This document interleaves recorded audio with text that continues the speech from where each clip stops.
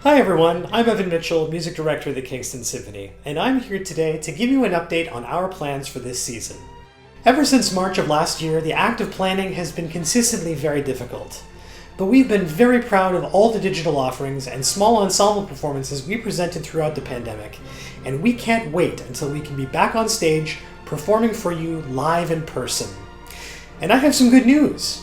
Recent developments in public health measures have given us the opportunity to begin to take steps to stage live concerts once again with our magnificent orchestra. And let me tell you, we could not be more excited about that. We're still working out some important details, but today I wanted to let you know about our plans and how we are looking to tackle this most unusual season in front of us.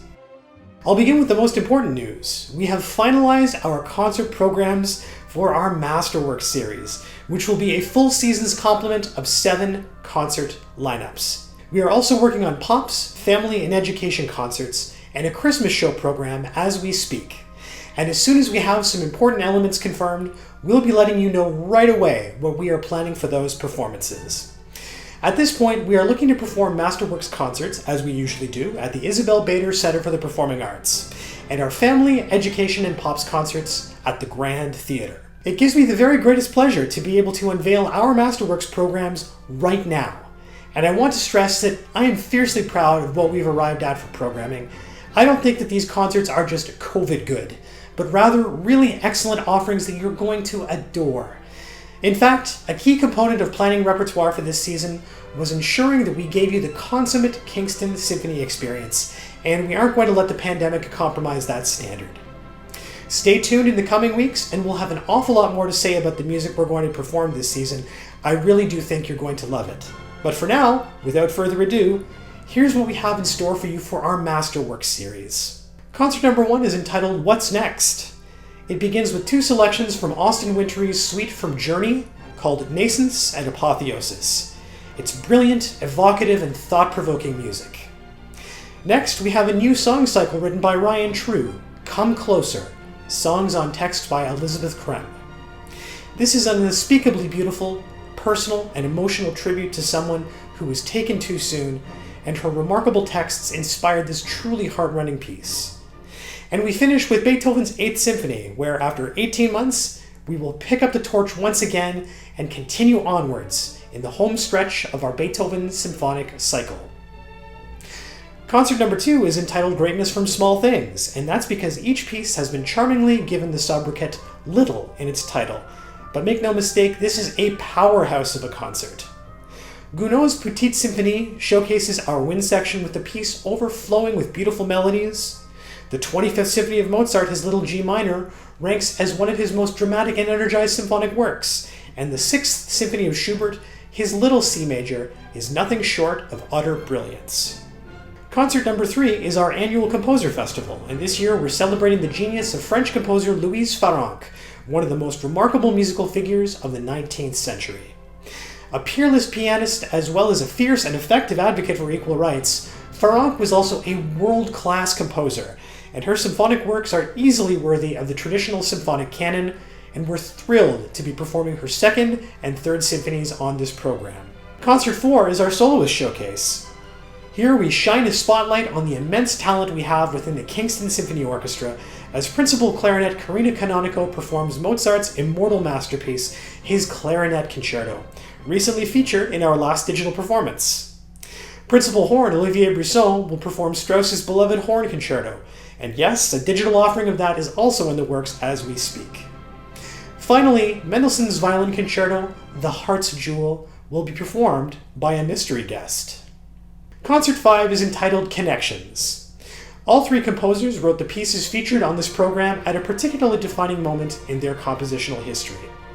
We begin with Dvorak's Serenade for Strings, a perfect work filled to the very brim with beauty and color and melody as only Dvorak could write.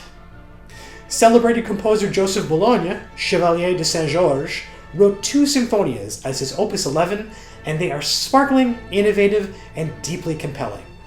Finally, we end this concert with Papa Haydn's masterful Symphony 101, The Clock. Of all 104 of Haydn's symphonies, this one has my very favorite slow movement. It's absolutely perfect. Concert 6 is entitled Spirit, Off the top, we have a shining example of craft, wit, and skill in Dame Ethel Smythe's Overture to the Bosun's Mate.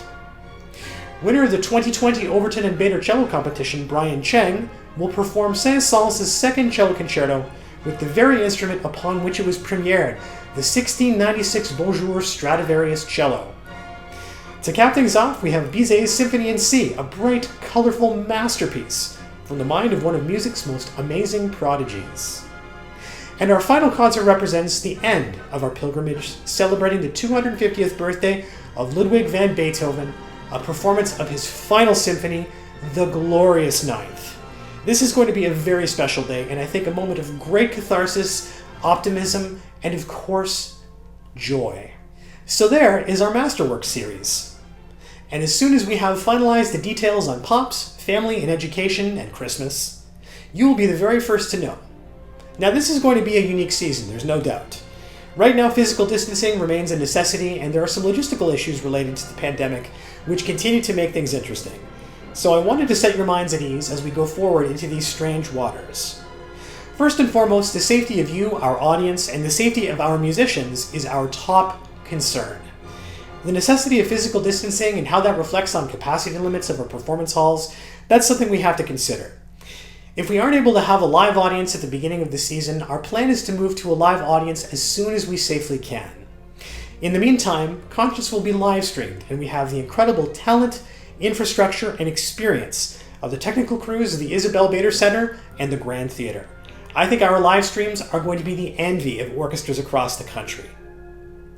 The nature of dealing with these aspects of the pandemic means that we aren't going to have a traditional subscription structure, at least for the first part of this season. But I don't want you to worry about your status as a current subscriber. If you have a favorite seat which you sit in season after season, even though distancing might make it impossible to have you there this year, although we're going to try, rest assured it absolutely will be waiting for you once we return to subscriptions.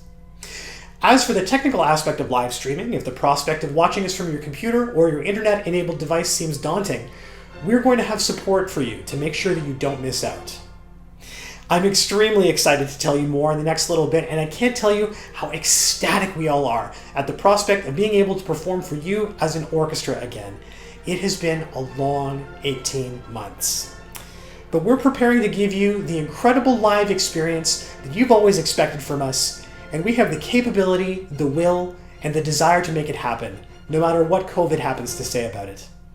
Thank you all very much, and we'll see you soon.